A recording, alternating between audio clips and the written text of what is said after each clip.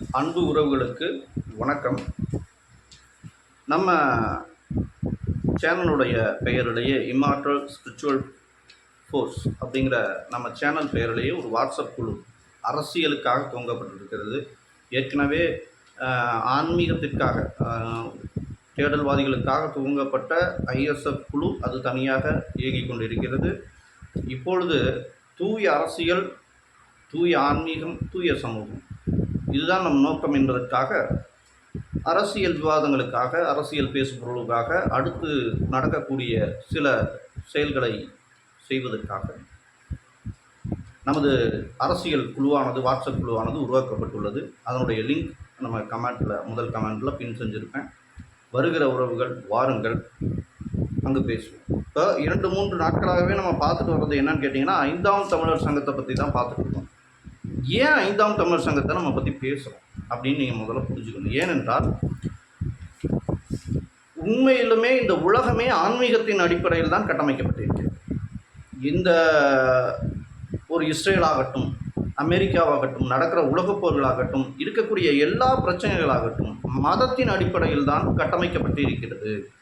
அப்போ ஆன்மீக ஒரு மாற்றம் வந்தால்தான், தூய ஆன்மீக மாற்றம் வந்தால்தான் தூய அரசியல் என்பது சாத்தியமாகும்.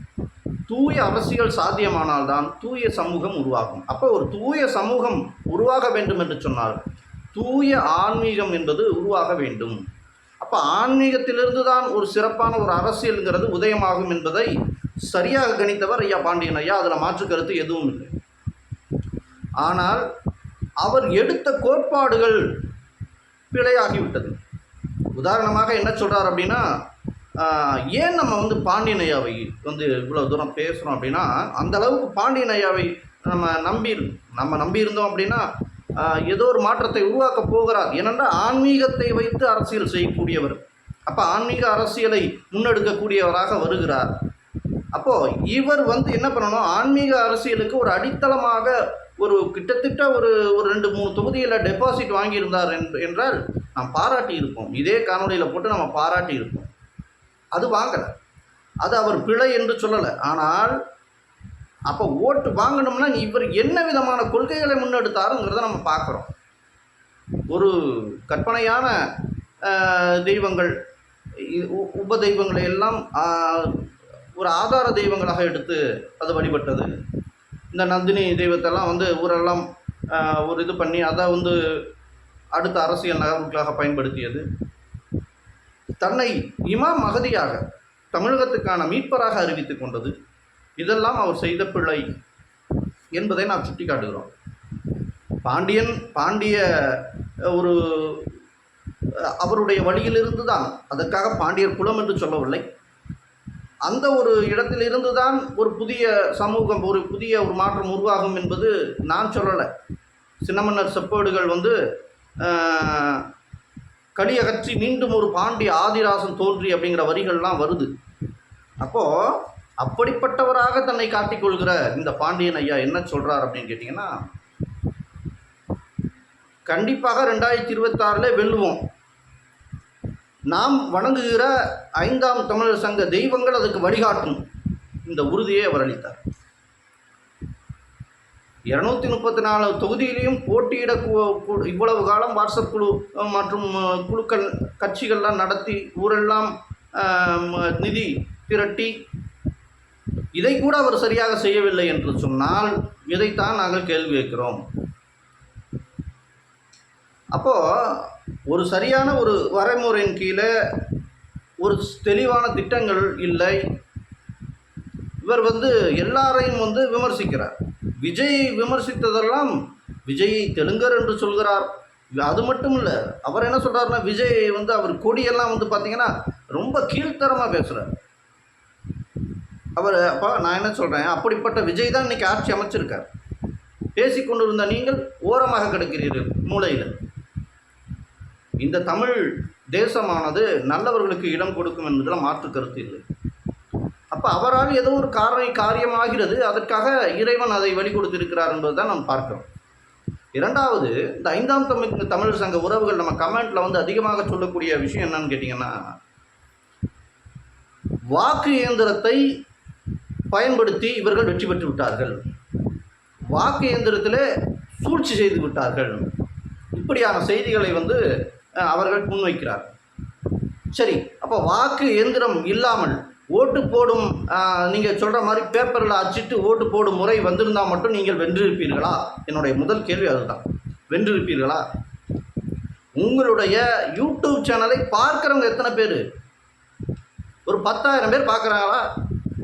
உங்களுடைய யூடியூப் சேனலுடைய குழு, அந்த சப்ஸ்கிரைபர் எத்தனை பேர்? வெறும் 3 லட்சம் பேர். எப்படி இந்த 3 லட்சம் பேர் ஓட்டாக மாறுச்சுன்னா கூட நீங்கள் எப்படி வென்றிருப்பீர்கள்? அப்போது ஆடத் தெரியாதவன் தெருக்கோணல் என்று சொல்வானாம்.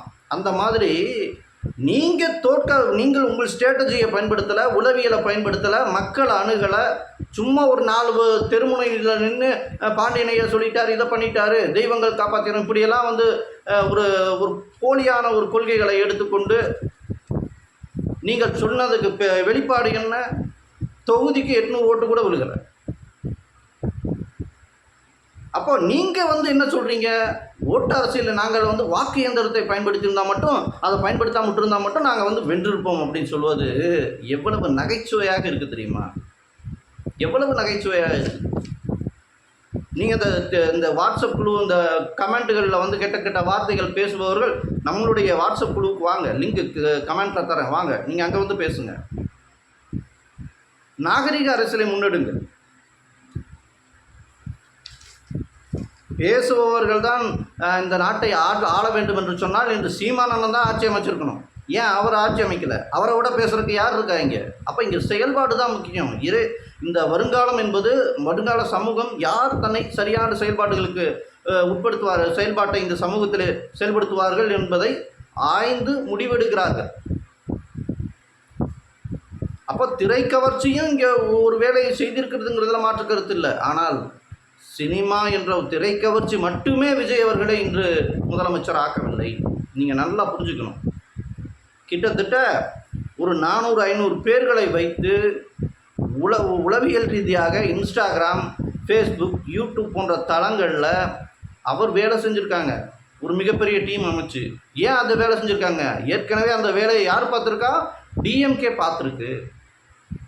அப்போது அந்த டிஎம்கே எப்படி ஒரு ஐடி விங்கை வச்சு ஒரு ஒரு ஒரு ஒரு விதமான மாயையை வந்து எப்படி உருவாக்கினார்களோ அதையவே விஜய் அவர்களும் அழகாக ஃபாலோ பண்ணார். அதை விட சிறப்பாக பண்ணார். அதனால தான் வெற்றி பெற்றார். இப்போ அது மாதிரியான வேலைகளை 5ஆம் தமிழர் சங்கம் மக்களை சென்றடைய எந்த வகையில் முயற்சி எடுத்தது? என்னுடைய கேள்வி அதுதான். அப்போது இங்கே தமிழர்களுக்கு உண்டான ஒரு சிறப்பான ஒரு ஆட்சியை, ஒரு சிறப்பான ஒரு சமூகத்தை நீங்கள் உருவாக்குவேன் என்று சொல்கிற நீங்கள் இவர்களை வாக்குகளை பெற என்ன செய்தீர்கள்? தமிழர்களுடைய வாக்குகளை, தமிழர்கள் கிறிஸ்தவர்கள் இருக்கிறார்கள், தமிழர்கள் இஸ்லாமியர்கள் இருக்கிறார்கள், தமிழர்கள் இன்ன பிற மதங்களிலும் இருக்கிறார்கள், தங்களை தமிழர்களாக அடையாளப்படுத்திக் கொண்டிருக்கிறார்கள்.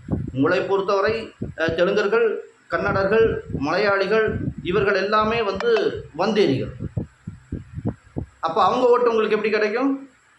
இதுலேயும் நீங்கள் எடுத்துக்கொள்கிற அந்த தமிழர் தெய்வங்கள் இந்து தெய்வங்களாக இருக்குது. அப்போது தமிழர்களை குறிப்பிட்ட பிறவை இந்து மக்கள் மட்டும்தான் அந்த வாக்கை செலுத்துவார்களே தவிர வேறு யாராவது வாக்கு செலுத்துவாங்களா? அவங்க உங்களுக்கு எதிரிகளாக இருக்கிறார்கள். நீங்கள் வந்து உள்ள ஒரு ஆட்சிக்கு வரவே இல்லை, தேர்தலில் பங்கேற்கவே இல்லை, அதுக்கு முன்னாடியே உங்கள் கொள்கை ரீதியாக எதிரிகளை சம்பாதித்து விடுகிறீர்கள். அப்புறம் எப்படி வெல்லுவீங்க?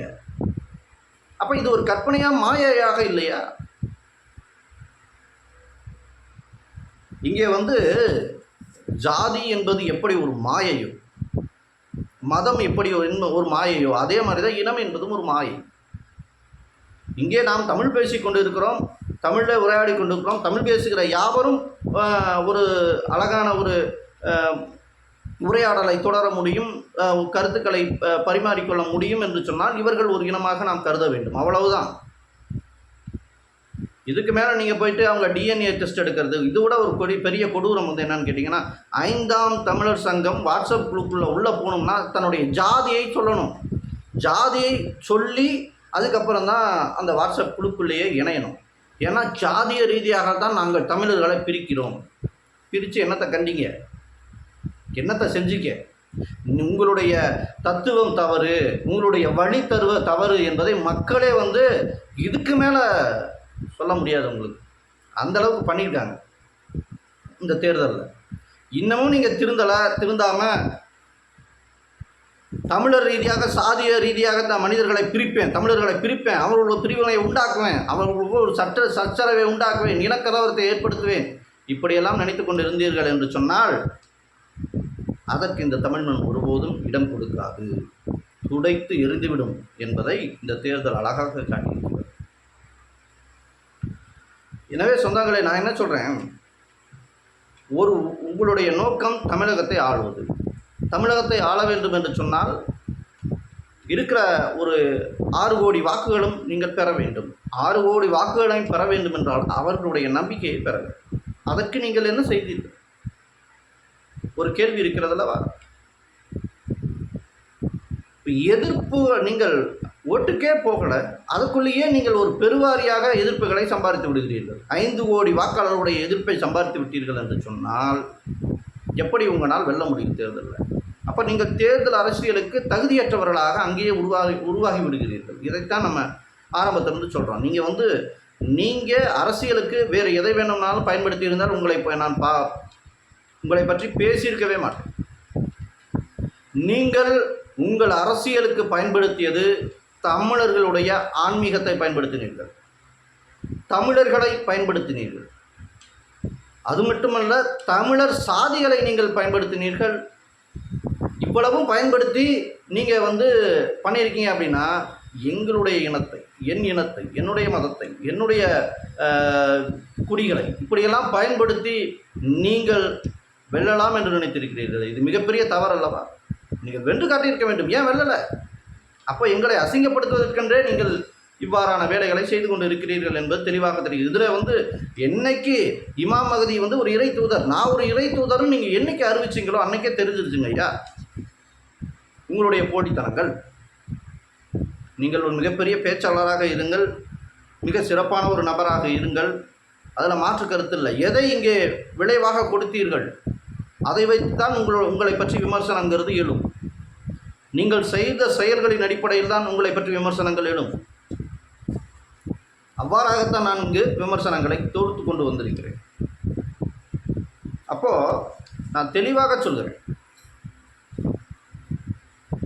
சாதியில் இப்போ பாருங்கள், ஒரு அடுக்கு இருக்குது. இந்த சனாதனத்தில் அடுக்குங்கள் இருக்குது. மேலே பார்ப்பான் இருப்பான், அதுக்கு கீழே நாங்கள் உயர்தரமான ஜாதிகள் என்று சொல்லக்கூடியவர்கள் இருப்பார்கள், சத்திரிய ஜாதிகள், அப்புறம் வைசியர ஜாதிகள், அப்புறம் சூத்திர ஜாதிகள். சூத்திர ஜாதிகள் என்று சொல்லக்கூடியவர்கள் அடிநிலையிலே இருப்பார்கள். இப்படி ஒரு அடிநிலையை, ஒரு வழிநிலையை எல்லாம் துடைக்காமல் ஒட்டுமொத்தமாக நீங்கள் ஜாதிகளை முன்னெடுக்க வேண்டிய நோக்கம் என்ன சொல்லுங்க? இங்கே சாதிய ரீதியாக எந்த ஒரு மனிதனும் மேலேயும் இல்லை கீழேயும் இல்லை, அனைவரும் சமம். அதே மாதிரி இன ரீதியாக எந்த ஒரு மனிதனும் மேலேயும் இல்லை கீழேயும் இல்லை, எல்லாரும் சமம். மத ரீதியாகவும் அதுவே. இந்த உலக மக்கள் அனைவருக்கும் ஒரே இறைவன் தான், ஏக இறைவன் தான், இதில் மாற்றுக்கிறது கிடையாது. ஆனால் நீங்கள் என்ன சொல்கிறீங்க? தமிழர்கள் உயர்ந்தவர்கள், தமிழர்கள் மிக மிக மிக மிக அறிவானவர்கள், புத்திசாலிகள். உண்மைதான். இப்போ பழைய காலத்தில் நீங்கள் ஔவையார் காலத்தில் சொல்லலாம், கம்பர் காலத்தில் சொல்லலாம், அதுக்கு முன்னாடி காலத்தில் சொல்லலாம். உலகத்துக்கே இரும்பை நம்ம தான் வாள் எடுத்து வாளை செஞ்சு அதை உலகமெல்லாம் ஆயுதங்களை உற்பத்தி செய்ய உண்மைதான். ஆனால் இன்று எப்படி இருக்கிறது? இதில் வேறு நீங்கள் பழமையான ஒரு 50,000 ஆண்டுகளுக்கு முன்னாடி, 5,000 வருடங்களுக்கு முன்னாடி தமிழர்கள் துப்பாக்கிகளை பயன்படுத்தினார்கள், ஏவுகணைகளை பயன்படுத்தினார்கள், கம்ப்யூட்டரை பயன்படுத்தினா, செல்ஃபோனை பயன்படுத்தினா. எங்கே போச்சு அந்த அறிவியல் இப்போ?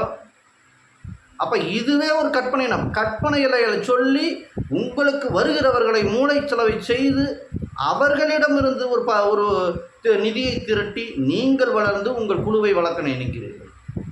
அதைத்தான் செய்து கொண்டிருந்தீர்கள்.